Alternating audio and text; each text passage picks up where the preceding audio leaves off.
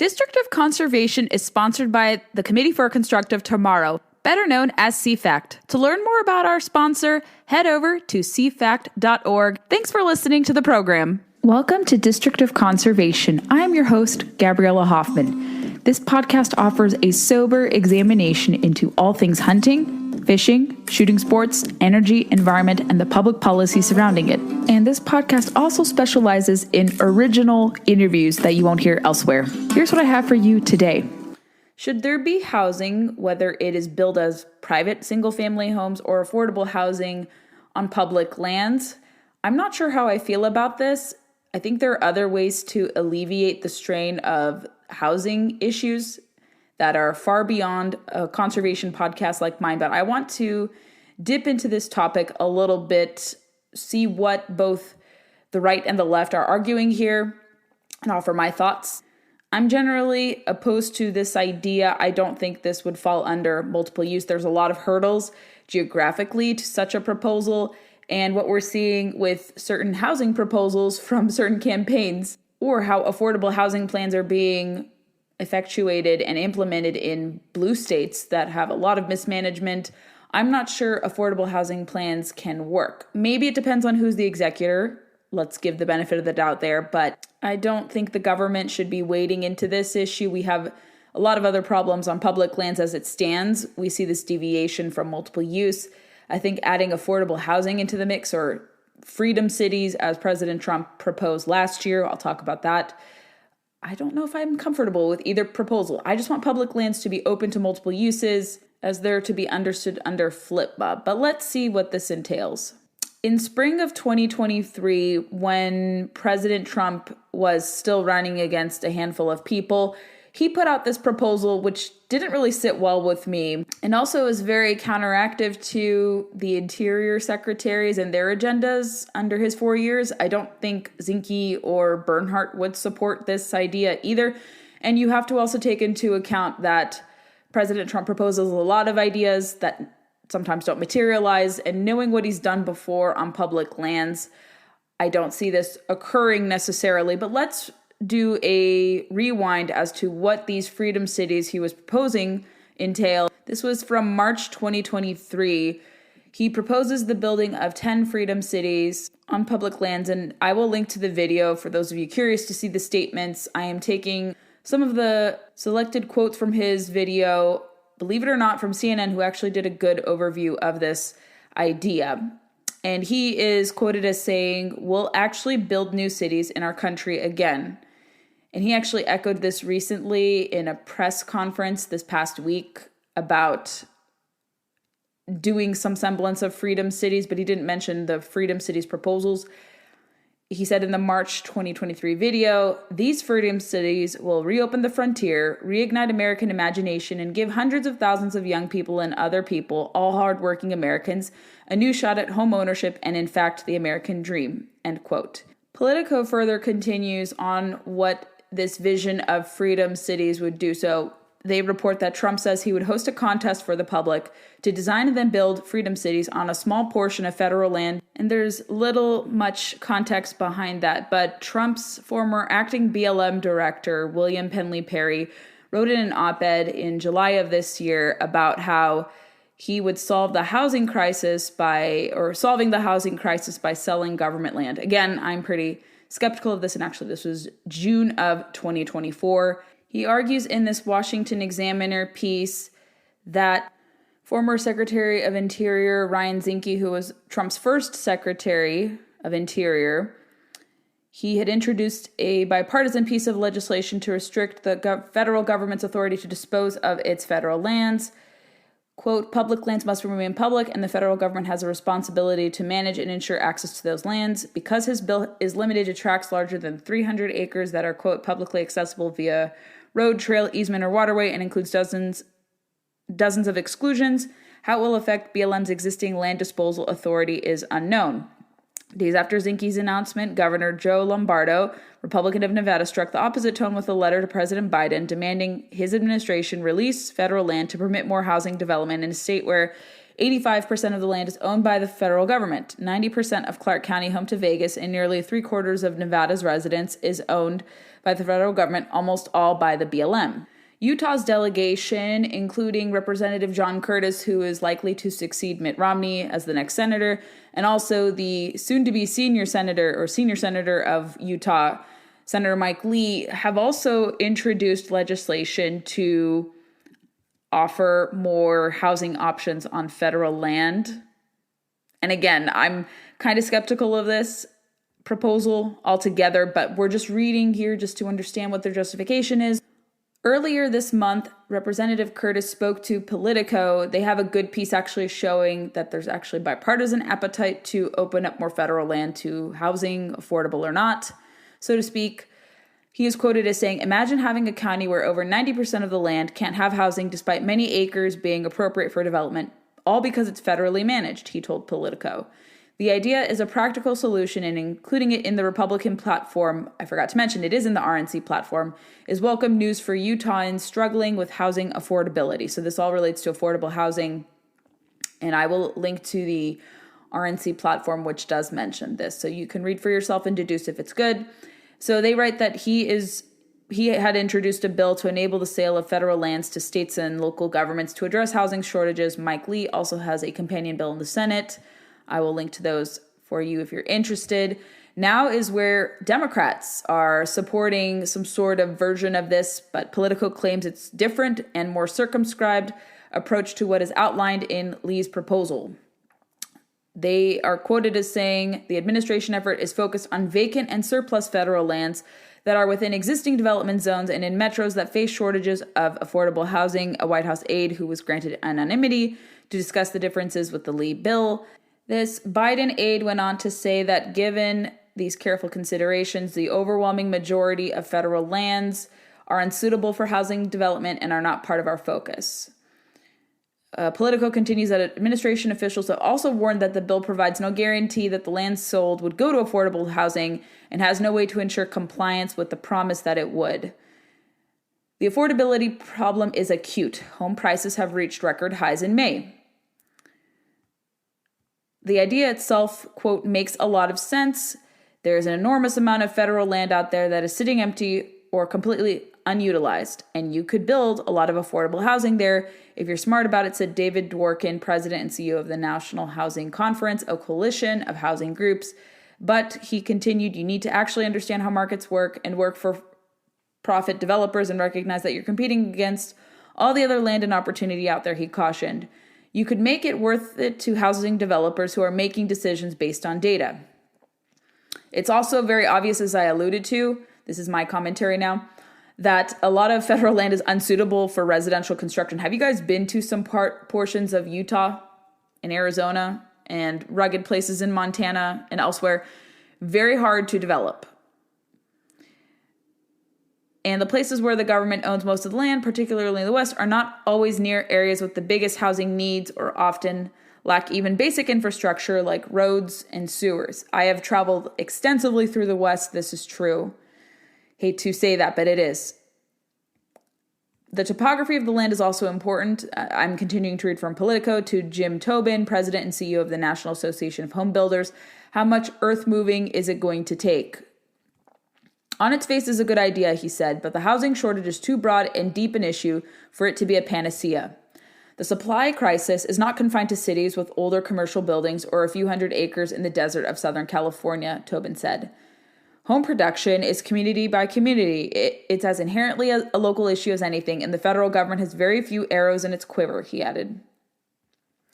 Politico also notes that even if parcels are selected for bidding, there's no guarantee developers won't face the same local NIMBY pressures that have stalled other projects to build more affordable housing. A plan to build 1,200 affordable units on a West Los Angeles campus owned by the Department of Veterans Affairs has been mired with protracted litigation amid resistance from the wealthy Brentwood area surrounding it. Veterans have sued the government, arguing that campus land the VA houses leases to a private school, a baseball field for UCLA, and an oil drilling operation does not help veterans. A judge ruled that the suit could go forward. That is one example. But they continue that bipartisan interest in making federal land open to affordable housing is encouraging, says Sunya Zatterman, executive director for the Council of Large Public Housing Authorities. The federal government really does not control the housing market in the way people think, she said. But I do think people are understanding that we've got to push that housing development and supply issue to the top of the agenda. And environmentalists are skeptical of Lee's legislation. What we're seeing from Republicans is ideological. Any excuse is a good excuse to rid of public land, said Brett Hartle of CBD, the Center for Biological Diversity Action Fund. This is part of a decades-long effort by a subset of Republicans that have a deep, deep antipathy to public lands. But he supported, ironically, the White House's recently announced, Mr. Hartle, to sell off 20 acres of BLM land to Clark County, Nevada. So they like some selling of land if it fits their agenda, ironic. If it's a particular situation in solving one particular city's needs, that's fine, he said. But as a top-down directive to solve the housing crisis by getting rid of public lands, that's really just about getting rid of public lands. So environmental groups do not like Republican proposals, but they're fine with it being done whenever the left does it. That's really funny. Let me talk more about this Vegas plan before I round out some of my thoughts on this. So BLM actually, on some occasions, it allows for the selling of public lands. This is not out of the purview. This has happened before in history. I remember researching to see what precedents there is to do this. And there have been some cases in rare examples where this does occur. So in July of this year, there's a 20-acre parcel that would help with housing crunch in Las Vegas Valley. BLM seeks input on proposed sale of public lands for affordable housing. So Democrats are fine with it when it serves their needs. They don't like wide-sweeping Republican plans, which I am also skeptical of myself, just because I think you can do housing elsewhere, and I am questioning of affordable housing goals. I just see too much government interference there, and then guaranteeing, as VP Harris is saying, $25,000 as a down payment for houses that are averaging, depending upon where you live, $500,000, $700,000, sometimes million, with mortgage rates of 6 to 8%. Color me skeptical, but that doesn't sound good to me. Back to this. The Bureau of Land Management is seeking input on a Clark County Department of Social Services proposal to buy 20 acres of public lands in southwest Las Vegas Valley for affordable housing development. This parcel is on the north side of Cactus Avenue between Buffalo Drive and Rainbow Boulevard. This is the first proposed sale of public lands below market value considered under an agreement between Department of Interior and HUD, the Housing and Urban Development Departments. Tracy Stone Manning is quoted as saying, "We recognize the critical need for affordable housing in the area and look forward to valuable feedback on the proposed sale. If approved, the parcel would be appraised," this is the BLM's press release, "and offered for sale below fair market value in accordance with Southern Nevada Public Land Management Act Section 7B, which allows state and local governments to purchase land for a nominal cost to support development of affordable housing," yada, yada, yada. So you can read that for yourself about this. And the federal government supports affordable housing, again, under Section 7B of this law pertaining to Nevada. And here are actually several other current reservations. So there are, in total in Las Vegas, set aside for affordable housing in the valley, about 562.5 acres. So this has been done before, but it's fine when Democrats do it, not fine when Republicans propose plans. So it's funny, there's selective selling of public lands for far left causes, preservationist causes like affordable housing, but not for Republicans. And again, I'm caveating it by saying I'm not fond of this proposal even when Republicans do it, because I don't think the federal government should wade into this even further. There's so many problems as it is with how federal lands are managed, restricting access, restricting energy production that is deemed undesirable or harmful to the environment, no grazing. We're seeing this total reversion of the mission statement. And then you add this policy, which is pretty big government, into the mix. I just don't see why this is a priority right now. And I think you can solve housing issues in a market way beyond the scope of this podcast. And again, I'm not an expert on housing policy, but just knowing how gargantuan Department of Interior, BLM, all this is. I do not think they should be in the business of sectioning off land for affordable housing, especially in areas that are really hard to reach, really hard to build in. So I think neither the Republican plan nor Democrat proposals are suitable. If they can't do affordable housing in a private setting, it's not really a private setting. We see this in metropolises all the time. There's a lot of money that goes wasted into these programs, so to speak, and then they do it for so-called rehabilitation purposes. Some of the people that are intended to be helped do not get helped.